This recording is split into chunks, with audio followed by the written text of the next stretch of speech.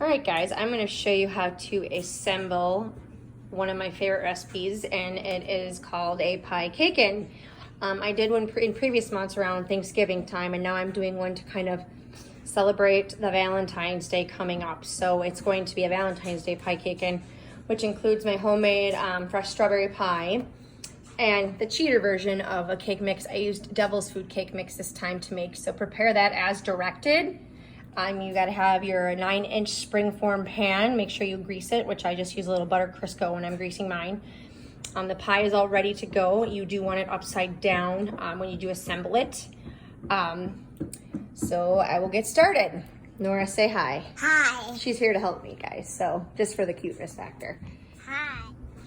So here is half your cake batter at the bottom of the pan. And then now you're going to add your pie to the top of it.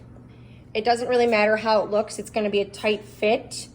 It doesn't matter if some of the crust falls around the edges in there. It's okay. So don't worry in front of that. All right. So here's your pie on top of the first layer of the cake batter. And like I said, it's a very tight fit. And I did have to cut some of the crust off just to get it in there.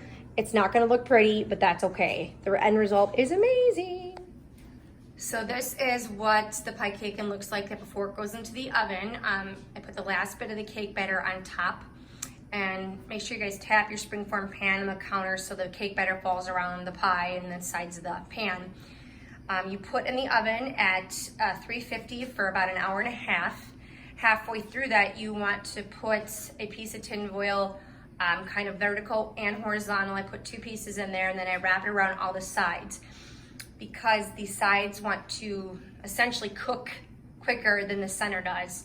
So you don't want to burn your piecaken that way.